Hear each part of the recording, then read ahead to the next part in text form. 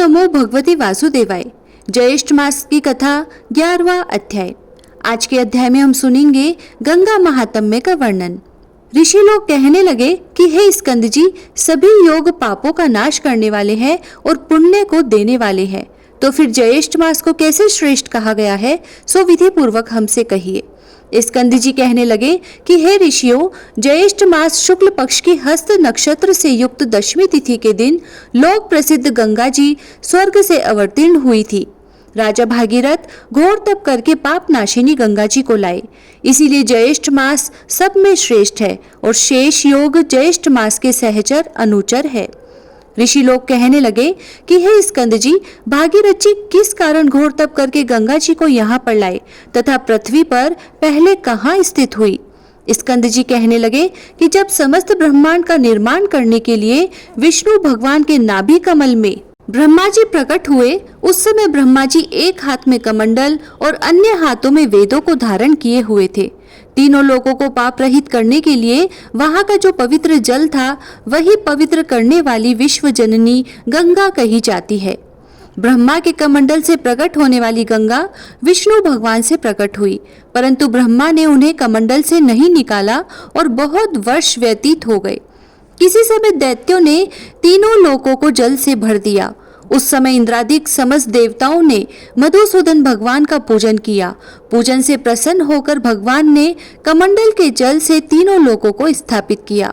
इसके पश्चात विष्णु भगवान के चरण कमल से श्री गंगा जी प्रवाहित होकर बह निकली। हे तपोधन, जब तक गंगा जी दृष्टिगोचर न हुई, उसके पूर्व भगवान शंकर ने अपनी जटा को सुदृढ़ बनाकर उसमें गंगा जी को धारण किया। गंगा जी का शिव जी के साथ योग होने से द्विज रूप हो गया। तब सब देवताओं ने वृषभ ध्वज यानी श्री शिव जी की प्रार्थना की। तब शंकर ने अपनी जटा से गंगा जी को छोड़ दिया। उस समय प्रवाह रूप से जब गंगा जी गरजती हुई आकाश को चली, तब उसका स्वरध्वनि स्वर गंगा और स्वर्ग वाहिनी नाम पड़ा। उस समय राजा भागीरथ ने घोर तप किया और अपने पितरों की मुक्ति के लिए गंगा जी को पृथ्वी पर ले आए। वहां पर शेष आदि की स्तुति करने पर गंगा जी पाताल गुफा को चली गई। उस पाताल से राजा भागीरथ द्वारा लाई गई, इसीलिए गंगा जी का भागीरथी नाम पड़ा। जब राजा जहनु ने गंगा जी का पान कर लिया और उसको दक्षिण कान से निकाल दिया, इसीलिए जगत में गंगा नाम त्रिपथगा पड़ा।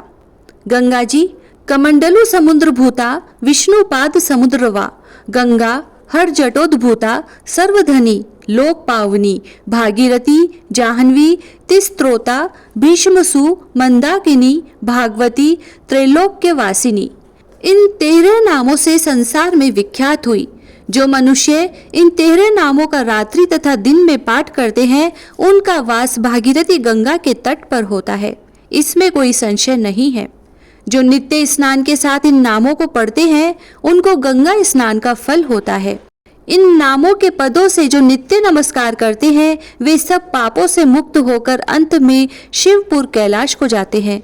मृत्यु के समय निश्चल मन से, भक्ति से, योग से, बंधन से मुक्त हो जाते हैं। वे लोग स्वर्ग लोक को लांघते हुए ब्रह्म पद को प्राप्त होते हैं। जो मनुष्य अंत समय इन नाम पदों से अभिमंत्रित कर जल को अपने शरीर पर सिंचन करते हैं, उनको पातकी होने पर भी यमराज के दूत नहीं छूते। अहो, गंगा के महात्म्य को कहने में कौन समर्थ हो सकता है। हाँ, यदि आकाश के असंख्य मच्छर के समान अधिक संख्या में मुख हो, तो वह मनुष्य गंगा महात्म्य कहने में समर्थ हो सकते हैं। इति श्री ज्येष्ठ मास महात्म्य गंगा महात्म्य वर्णन 11वां अध्याय समाप्त। जय श्री राधे।